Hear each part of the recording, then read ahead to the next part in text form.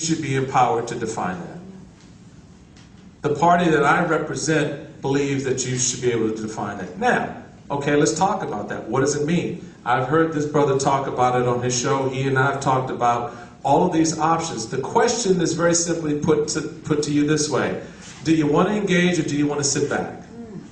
Do you want to engage or do you want to make excuses? Do you want to engage or do you want to let someone else do it for you? Maybelle didn't let someone else do it for her. You all have family members who've been through some tough times and they didn't let someone else do it for them. They did it themselves. Didn't mean they didn't reach out, like Thurgood Marshall would say from time to time, bend down and help somebody, or someone help them. But that drive to do it themselves meant a lot. And that's what this whole dream, this American dream is about. That's what Dr. King's dream was about. And so I find the times we're in right now to be unprecedented. I'm excited as heck about it. You know, they beat me upside my head all day long. I'm good to go. Fine, do your thing.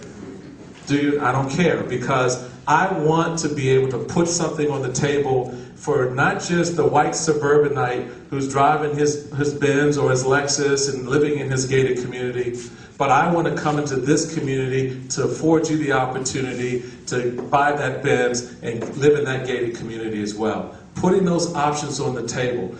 Bottom line is, I don't know anybody, maybe if you do, let me know because I want to go meet them, who woke up this morning and said, the only thing I want to be today is poor. I don't know who that is.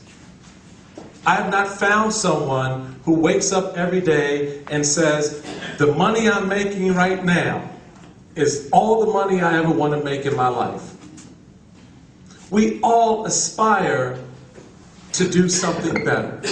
We all aspire to create wealth for ourselves and our families.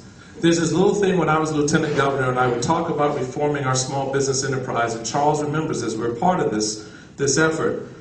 This idea of legacy wealth. Legacy wealth. The Rockefellers did it. The Roosevelts did it. Heck, even Oprah's doing it. P. Diddy, everybody. Everybody's beginning to understand this idea of legacy wealth, which is ownership, passing it on. So how do we create that in our communities every single day? Through education, through small business, through a free enterprise system, through markets, through connections, relationships. All of these things matter for us. And so my hope in my coming here today was to say to you is I want to engage with you. You're not going to agree with everything I say. I'm not going to agree with everything you say. But as long as we're talking, as long as we're communicating, as long as you're sharing, well, I may not agree with this, but I'm interested in doing that.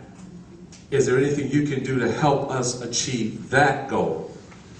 I'm there. I don't want to make excuses anymore.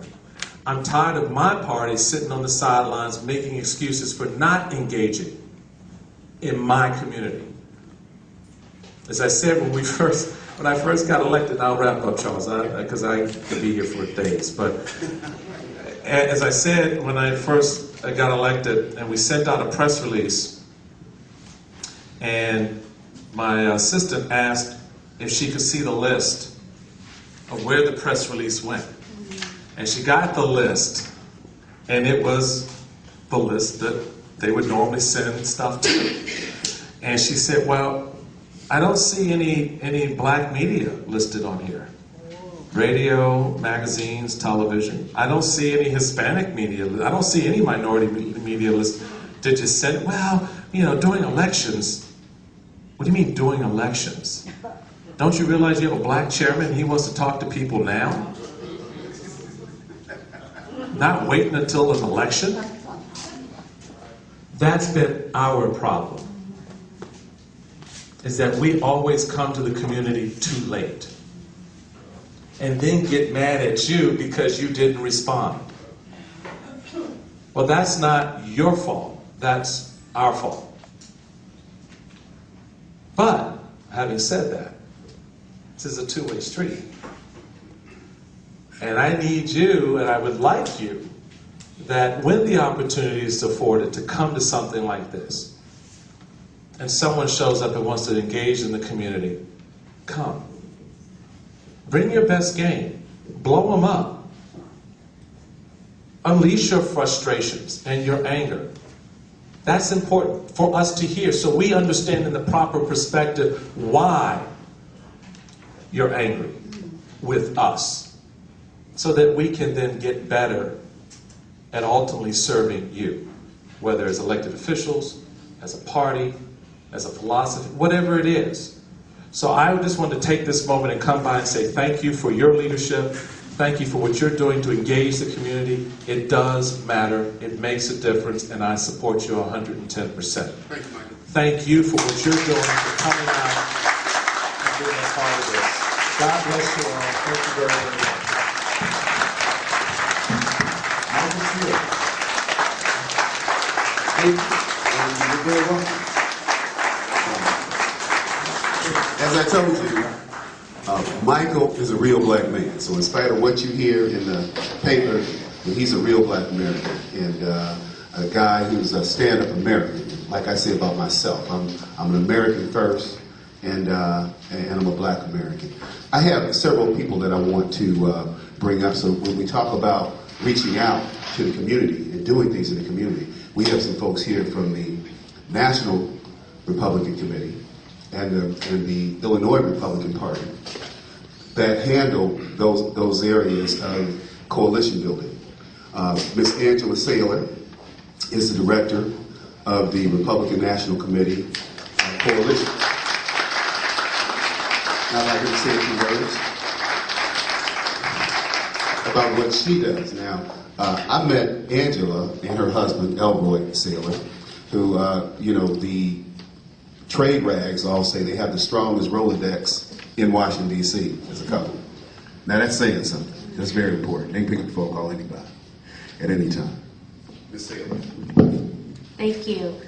We just want to say thank you so much for being a welcoming community. We look forward to working with you. The chairman, Michael Steele, here has done something that's really thinking out of the box. He has taken the coalitions department at the Republican National Committee, and he has made it a standalone department. And I have the honor and the pleasure to serve under his administration to direct those efforts. This department will work. Let me tell you why that's important, folks. She's got a budget, okay? She's got staff. She's got people, all right? So she's got money. We're putting money in her, because in the past, it's like, oh, let's stick it over here and not worry about it. So she's being modest. She's got money, all right? She's got a budget to work with. So what the team will be doing is we will be working on our branding, our mobilization, and our training. And our phone lines are open to you to call. One of the things that was really wonderful as a part of some of the opportunities that I've had is when I was in the White House working under President Bush, I was really able to bring people to the White House and to celebrate and some of those wonderful opportunities that happen there, because it truly is the people's house. And so, as the chairman has stated, the Republican Party the doors are open.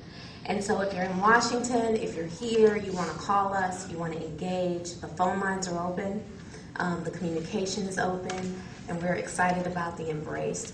So I just want to say thank you, Mr. Charles Butler.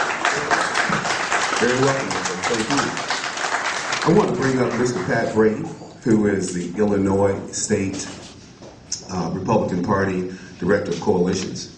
And so we have national and our state chairman here today reach out to us.